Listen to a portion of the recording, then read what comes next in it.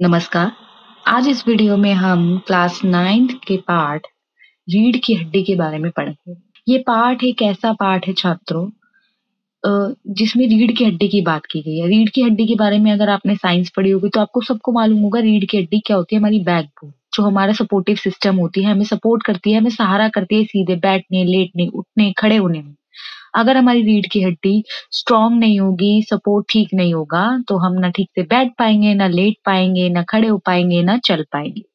तो आप रीढ़ की हड्डी से इस पाठ का जो चैप्टर का नाम है, इस एकांकी का जो नाम है, उसी के आधार पर रखा गया है कि यहाँ पे बात हो रही है अपनी सेल्फ रिस्पेक्ट की। कि जिस प्रकार एक रीढ़ की हड्डी शरीर की बनावट में अपनी महत्वपूर्ण भूमिका निभाती है, उसी प्रकार एक सेल्फ रिस्पेक्ट भी इंसान को समाज में अपनी जगह दिलाने में महत्वपूर्ण भूमिका रखती है। तो आइए पाठ की ओर बढ़ते हैं। और जो ये पाठ है रीढ़ की हड्डी, ये एक व्यंग्य प्रधान शैली में लिखा गया एकांकी है। एकांकी आप समझते ही है, एक अंक में लिखा गया, जिसे हम नाटक भी कह सकते हैं। एक ही अंक में लिखा गया नाटक जिसके कोई पार्ट्स नहीं है। इसमें समाज में लड़कियों की उपेक्षा पर ध्यान आकर्षित किया गया है। समाज में लड़कियों की उपेक्षा यानी लड़कियों को लड़कों से कमतर समझा जाता है, उनको कम समझा जाता है। आज के टाइम में तो फिर भी ये चीजें बहुत कम हो गई है, लेकिन पहले के जमाने में चीजें बहुत ज्यादा थी कि एजुकेशन, लड़कियों को शिक्षा का जो दर्जा था वो बराबर नहीं मिलता था। साथ ही साथ हर तरीके का भेदभाव उनके साथ किया जाता था। तो ये पाठ भी उसी से संबंधित है।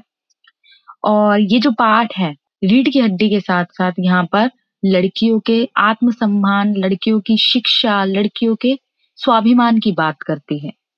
और पाठ जो शुरू होता है कुछ इस प्रकार होता है कि इस पाठ की जो मुख्य नायिका है वो है उमा, जो बीए पास यानी ग्रेजुएट एक लड़की है और इसका रिश्ता होने जा रहा है, जिसके और इसके जो पिता है वो है रामस्वरूप और उनकी पत्नी का नाम है प्रेमा। जो ये दोनों माता-पिता है उसका रिश्ता करवा रहे हैं कहाँ? गोपाल प्रसाद जी के बेटे शंकर के साथ।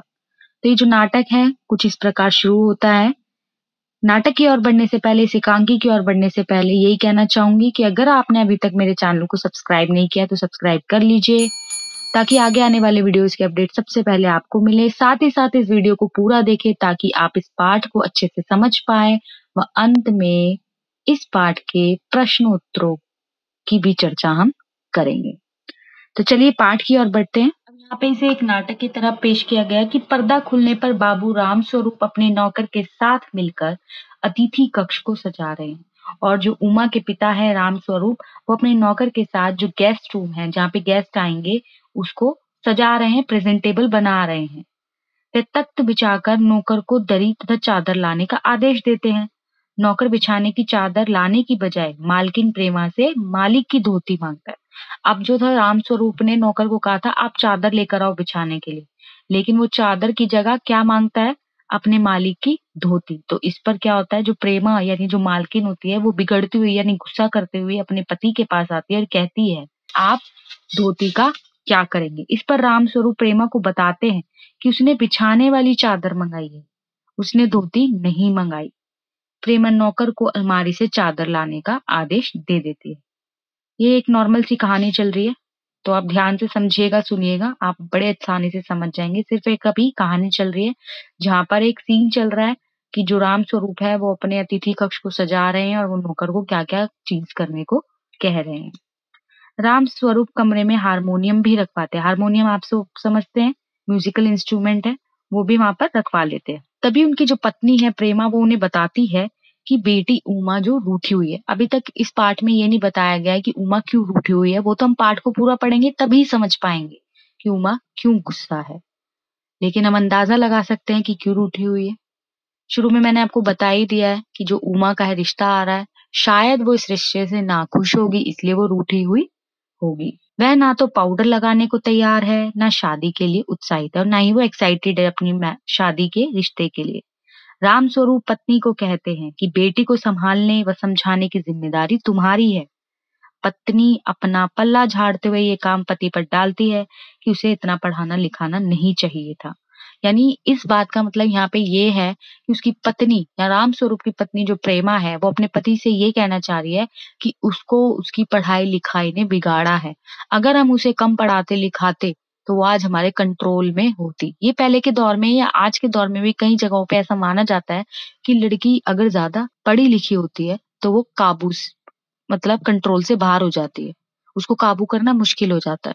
तो यहाँ पर भी वही बात की जा रही है कि वो ज्यादा पढ़ी लिखी है तो इनको लगता है वो उनके कंट्रोल से बाहर है, अगर कम पढ़ाते लिखाते तो वो हमारे अकॉर्डिंग चलती। आगे बढ़ते हैं। बाबू रामस्वरूप पत्नी को डांटते हुए कहते हैं कि तुम्हें समझाया था कि हमें उमा की पढ़ाई को छिपाना है, और वो उसे कहते हैं कि हमें पढ़ाई को छिपाना है, जो रिश्ते के लिए आ रहे हैं हमें उनको बताना नहीं है वो बीए पास है। रामस्वरूप आने वाले अतिथि गोपाल प्रसाद के बारे में बताते हैं कि वह यूं तो वकील है और सभा सोसाइटियों में भी जाते हैं, यानी वो खुद पढ़े लिखे हैं लेकिन बहू उनको कम पढ़ी लिखी चाहिए। परंतु बहू अधिक पढ़ी लिखी नहीं चाहते। क्यों नहीं चाहते? क्योंकि लोगों की, मैंने आपको बताया, धारणा मेंटालिटी ये है कि ज्यादा पढ़ी लिखी बहू आएगी तो वो आपके कंट्रोल से बाहर होगी, आपकी बातें नहीं मानेगी, अपना दिमाग चलाएगी, अपने अकॉर्डिंग चीजों को करेगी।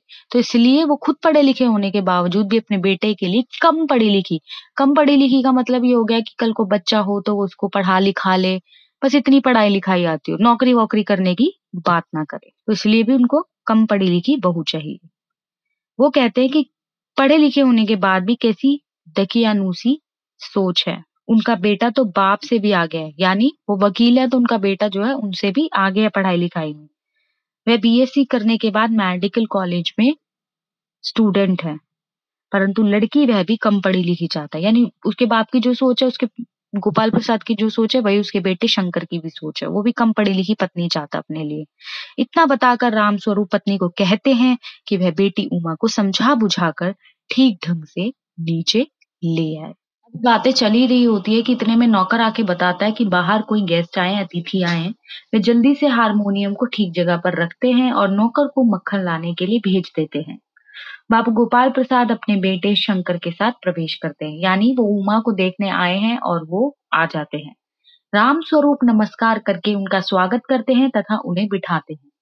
लड़के शंकर की रीढ़ कुछ झुकी हुई है। अब यहाँ पे देखिए, दो अर्थों में ले लिया गया है रीढ़ की हड्डी, यानी जो लड़का आया है उमा को देखने, वो कुछ, उसकी हड्डी भी जो है, रीढ़ की हड्डी, वो झुकी हुई है, यानी वो झुककर बैठता है, झुककर चलता है।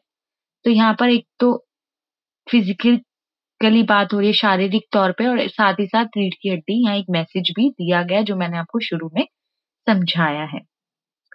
कुशल क्षेम पूछने के बाद, यानी हालचाल पूछने के बाद, राम स्वरूप शंकर से पूछते हैं कि अब उसकी पढ़ाई का आखिरी साल होगा, और वो लड़के से पूछते हैं कि अब तो तुम्हारा लास्ट ईयर होगा। पर शंकर बताता है कि नहीं, उसके 2 साल अभी और बाकी हैं। इतने में गोपाल प्रसाद यानी शंकर के पिता कहते हैं कि वास्तव में ये 1 साल बीमार हो गया था, जिसकी वजह से अभी इसकी पढ़ाई पूरी नहीं हो पाई है। आगे चलते हैं। गोपाल प्रसाद अपने जमाने की बातें याद करते हुए कहते हैं, यानी अब क्या हो रहा है, ये बुजुर्ग लोग बैठे हैं, यानी एजिड लोग बैठे हैं, और शुरुआत करते हैं गोपाल प्रसाद अपने जमाने की बातों को याद करते हुए कहते हैं कि वे जब जवान उम्र में थे तो स्कूल से आकर दर्जनों कचौड़ियां खा जाते थे। दर्जन यानी 12 की काउंटिंग होती है, दर्जनों कचौड़ियां खा जाते थे। फिर भी खाने के समय भूख लगती थी, और फिर भी जब खाने की बारी आती थी तो भूख लगती थी। उस जमाने में आज की तरह खेल की सुविधाएं नहीं थी, फिर भी उनकी पाचन शक्ति बहुत स्ट्रांग थी। यानी बात की जा रही कि आजकल के बच्चे बहुत ज्यादा नाजुक हो गए हैं, डाइजेस्टिव प्रॉब्लम है, और खाना पीना भी कम है। वो कंपेयर कर रहे हैं, तो वो अपने जमाने की बात करें। फिर भी वे पढ़ने लिखने का रौब दिखाते हुए कहते हैं कि एक बार पढ़ने बैठते तो 12 घंटे तक पढ़ते रहते थे। उनके जमाने का मैट्रिक पास भी आज के एमए से अच्छी अंग्रेजी सिखाता था। यानी उस जमाने में जो हम 10th कर रहे थे और आज के टाइम में जो बच्चे एमए कर रहे हैं, वो कंपेयर कर रहे हैं कि उस जमाने की 10th आज के बच्चे जो एमए कर रहे हैं वो उसके बराबर है। रामस्वरूप गोपाल प्रसाद की बातों का समर्थन करता है तो शंकर ही करके हंसता है। अचानक गोपाल प्रसाद रामस्वरूप से कहता है कि अब सीधे बिजनेस की बात करते हैं, और रामस्वरूप ये बिजनेस शब्द सुनकर घबरा जाता। अब यहाँ पे ध्यान दीजिए कि वो एक लड़की देखने आए हैं, एक पिता के साथ वो बातें कर रहे हैं, उसकी पुत्री को वो देखने आए, उसकी बेटी को वो देखने आए हैं, और यहाँ पे वो उसके साथ एक बिजनेस जोड़ रहे हैं। तो आप यहाँ से ही अंदाजा लगा सकते हैं कि इनकी सोच कितनी दकियानूसी है, कि जब एक परिवार के साथ रिश्ता जोड़ने आए हैं और उसको भी वो बिजनेस शब्द के साथ जोड़ रहे हैं, तो यहाँ से उस इंसान की सोच का पता चलता है। फिर वह पीछे वाले कमरे से चाय और मिठाई नाश्ते की ट्रे उठाने चले जाते। कौन? उमा के पिता। गोपाल प्रसाद शंकर को कहते हैं, यानी अब वो कोई भी नहीं है उनके आसपास, तो वो दोनों बाप बेटे आपस में बातें कर रहे हैं। और जो शंकर के पिता है वो अपने बेटे शंकर से कह रहे हैं कि मकान वकान देखकर हैसियत तो ठीक लगती है, देखते हैं लड़की कैसी है। फिर वह शंकर को सीधे बैठने के लिए कहते हैं, बैकबोन सीधी करने के लिए। यानी वो कह रहे हैं कि तुम लड़के हो, वो ये दिखाना चाह रहे हैं कि तुम्हारे लिए बहुत प्राउड की बात है, तुम लड़की देखने आए हो तो सीधे होके बैठो, ऐसे झुककर शर्मा कर मत बैठो। इसका मतलब यहाँ पर ये है। इधर उधर की गप्पों के चलते लड़की की खूबसूरती की चर्चा होने लगती है। रामस्वरूप कहता है कि हमारे जमाने में खूबसूरती का सवाल ही नहीं उठता था। वह शंकर से पूछता है, शादी तय करने में खूबसूरती का हिस्सा कितना होना चाहिए? गोपाल प्रसाद बात को काटते हुए कहते हैं, लड़की का खूबसूरत होना निहायत जरूरी है। यानी रामस्वरूप कह रहे हैं कि लड़की का खूबसूरत भी हम लोगों के टाइम में इतना मायने नहीं रखता था। फिर वो शंकर से क्वेश्चन करते कि तुम्हारे लिए ब्यूटी कितनी इंपॉर्टेंट है, लेकिन यहाँ पे गोपाल प्रसाद बात को काटते हुए कहते हैं कि खूबसूरत होना भी बहुत जरूरी है, चाहे इसके लिए उसे पाउडर वगैरह लगाना पड़े, चाहे उसको अपने आप को प्रेजेंटेबल और खूबसूरत दिखने के लिए पाउडर लगाना पड़े, पर खूबसूरती यानी जो लुक्स है वो फर्स्ट प्रायोरिटी है। क्योंकि घर की औरतें राजी नहीं होती और जो घर की महिलाएं हैं, अगर खूबसूरत बहू ना हो तो वो एग्री नहीं करती। गोपाल प्रसाद लड़की की पढ़ाई के बारे में स्पष्ट कहते हैं, हमें ज्यादा पढ़ी लिखी लड़की नहीं चाहिए, कौन भुगतेगा उसके नखरों को। यानी उनकी सोच फिर देखिए आप कि यहाँ पे उनकी सोच क्या है कि जो पढ़ी लिखी लड़की है उनके नखरे ज्यादा होते हैं, पढ़ी लिखी लड़की जो होती है वो जैसे बोलेंगे वैसे करेगी। तो उनकी सोच है कि पढ़ी लिखी लड़की आएगी तो नाच नखरे करेगी और कौन भुगतेगा उसके नखरों को। बस हद से हद मैट्रिक पास होनी चाहिए और ज्यादा से ज्यादा 10th पास होनी चाहिए। उसका बेटा शंकर भी समर्थन में कहता है और वो भी अपने पापा की हाँ में हाँ कहता है कि जी हाँ, कोई नौकरी तो करानी नहीं है जो ज्यादा पढ़ी लिखी बहू हम ढूंढेंगे। गोपाल प्रसाद कहता है, यानी जो शंकर के पिता वो कहते हैं, लड़के के पिता, लोग कहते हैं जब लड़कों को बीए एमए पढ़ाया है तो बहुएं भी ग्रेजुएट लो। और हमसे लोग कह रहे हैं, यानी वो बता रहे हैं कि लोग हमसे कह रहे हैं कि जब बेटे पढ़े लिखे हैं तो उनके लिए जो पत्नियां ला रहे हो वो भी पढ़ी लिखी होनी चाहिए। परंतु क्या लड़कों की पढ़ाई और लड़कियों की पढ़ाई की बात एक ही है? अब यहाँ पे क्या बात होगी कि ये सोच है कि लड़कियों को तो घर संभालना है, लेकिन जो लड़के हैं उनको तो पढ़ लिखना होना बहुत जरूरी है, उनको तो बाहर जाना है, नौकरी करनी है, पैसे कमाना है। मर्दों का काम है पढ़कर काबिल होना। अगर औरतें भी अंग्रेजी अखबार पढ़ने लगी और पॉलिटिक्स पर बहस करने लगी तो गृहस्थी कैसे चलेगी? और वो भी इन सब चीजों में इन्वॉल्व हो गई तो घर कौन संभालेगा? वे तर्क देते हैं, जनाब मोर के पंख होते हैं, मोरनी के नहीं, शेर के बाल होते हैं, शेरनी के नहीं। कुछ बातें दुनिया में ऐसी हैं जो सिर्फ मर्दों के लिए है, ऊंची तालीम भी ऐसी चीजों में एक है। और फिर वो कंपेयर करते हैं कि जो शेर, मतलब आप समझ ही गए होंगे, यानी वो कंपेयर कर रहे हैं मेल और फीमेल का, चाहे वो जानवर हो चाहे वो इंसान हो। तो यहाँ पे वो एजुकेशन को भी, यानी शिक्षा का अधिकार सिर्फ पुरुषों के लिए, उनकी सोच यहाँ पर ये जाहिर करती है। जबकि शिक्षा का अधिकार हर किसी के लिए है। वो किसी के साथ पार्शियलिटी नहीं करती, भेदभाव नहीं करती, ना ही पुरुष देखती है ना ही औरत देखती है। शिक्षा का अधिकार सबके लिए है। लेकिन यहाँ पे गोपाल प्रसाद की सोच है कि शिक्षा का अधिकार सिर्फ और सिर्फ मर्दों के लिए। अब अभी तक बात हो रही थी कि जो शिक्षा का अधिकार है सिर्फ लड़कों के लिए, लेकिन फिर आगे चल के अब उमा का प्रवेश होता है। उमा आती है। नाश्ता समाप्त होने के बाद राम स्वरूप पान मंगवाते हैं। उनकी बेटी उमा पान की प्लेट लेकर वहां आती है। उसके कपड़े सिंपल है, यानी सादे हैं, गर्दन झुकी हुई है और आंखों पर चश्मा है। अब जो चश्मा है ना, चश्मा देखकर ही उन दोनों बाप बेटों को ऐसे लगता है कि चश्मा तो सिर्फ पढ़े लिखे लोग ही लगा सकते हैं, यानी ये पढ़ी लिखी है और हमसे झूठ बोल रही है। तो आगे देखते हैं। चश्मा देखते ही गोपाल प्रसाद और शंकर चौंक पड़ते हैं। राम स्वरूप सफाई पेश करते हैं कि पिछले महीने इसकी आंख दुख रही थी, जिसकी वजह से कुछ दिनों के लिए इसे चश्मा लगाने को कहा गया है। यानी यहाँ पे उसके पिता ने ये बात ऐसे कवर कर दी। राम स्वरूप के कहने पर उमा हारमोनियम के पास बैठती है। गोपाल प्रसाद को उमा की चाल ढाल और चेहरा पसंद आता है। वे उमा से कुछ गाने को कहते हैं। उमा मीरा का भजन सुनाती है, मेरे तो गिरधर गोपाल दूसरा ना कोई। उसके स्वर में तल्लीनता और मधुरता है, यानी वो गाने में खोई हुई है। अचानक उमा की आंखें जो है ना शंकर से झेपती हुई आंखों से मिल जाती है, यानी आई कांटेक्ट हो जाता है। अभी तक उसने किसी को नहीं देखा क्योंकि उसकी गर्दन झुकी हुई थी। उसने ना गोपाल प्रसाद को देखा ना उनके बेटे शंकर को देखा, लेकिन अब उसने आई कांटेक्ट हो गया और वो उनको देखती है। वह गाते गाते रुक जाती है। गोपाल प्रसाद उमा से पूछते हैं, क्या उसे पेंटिंग वेंटिंग आती है? रामस्वरूप कहते हैं, कमरे में टंगी सारी तस्वीरें उसी की बनाई हुई है। फिर सिलाई के बारे में बातें होती हैं।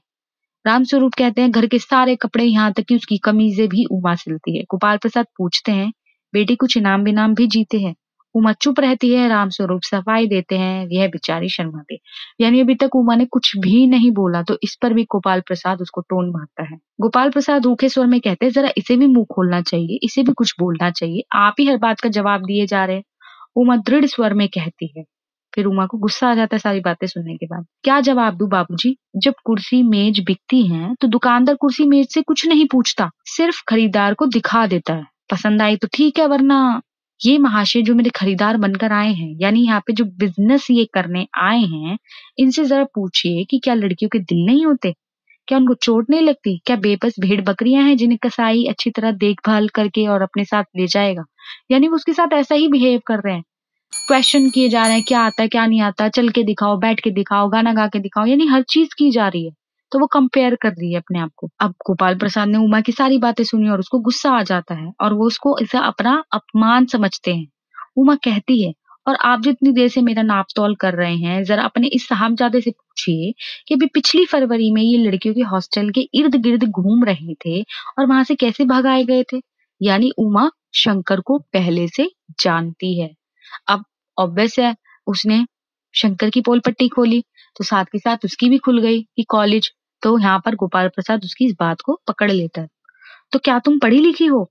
उमा कहती है, हाँ, मैं बीए पास की है, कोई चोरी नहीं की है, ना ही आपके पुत्र की तरह ताक झांक करती फिरती हूँ और कायरता दिखाती हूँ। मुझे अपनी इज्जत और मान का ख्याल है और मुझे अपनी रिस्पेक्ट का ध्यान है। आपके बेटे की तरह नहीं, ये लड़कियों के हॉस्टल के आसपास ताक झांक करते और वहां से भगा दी जाती हूँ, जिसको अपनी इज्जत का कोई ख्याल ही नहीं। और आप मेरी पूछताछ कर रहे हैं। मेरी पूछताछ करने से पहले, यानी इन बातों का ये भी मतलब है कि आप अपने बेटे के बारे में जानिए कि आपका बेटा क्या है।